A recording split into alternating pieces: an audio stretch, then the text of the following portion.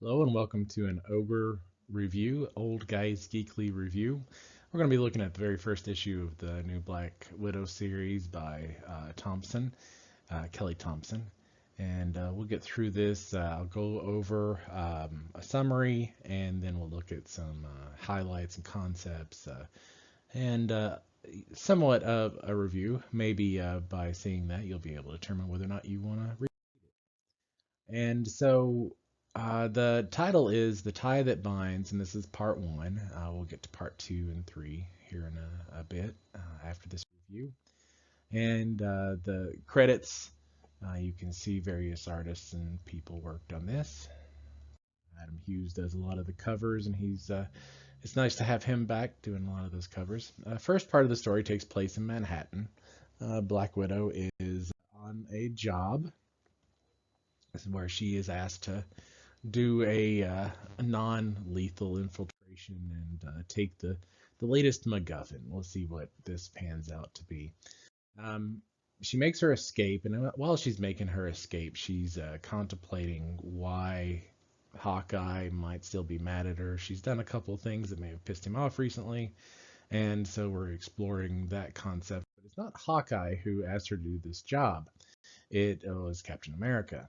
And now Steve Rogers, he is after this item, but it doesn't quite make it clear why, and maybe to come back later in the story about what exactly is in this disk drive, this flash drive.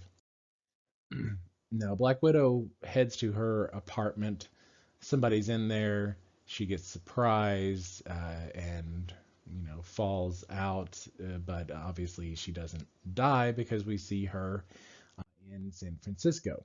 3 months later, she's been missing.